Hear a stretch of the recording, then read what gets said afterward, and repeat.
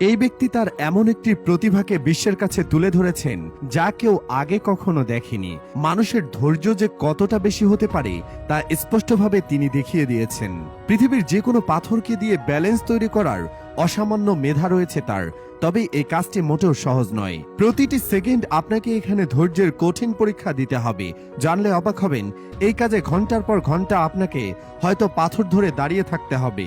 এই কাজ করতে গিয়ে অধিকাংশ লোকই হার মেনে গেছেন, তবে কোল রবার্ট অ্যানথোর্স নামের এই ব্যক্তি ব্যাপারটিকে নিয়ে গেছেন শিল্পের পর্যায়ে।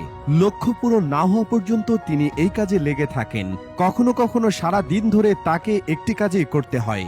প্রথম দেখায় আপনার মনে হতে পারে এটি অসম্ভব একটি কাজ, তবে শেষ পর্যন্ত যে ফলাফল আসে সেটি দেখে আপনি অবাক হতে বাধ্য হবেন।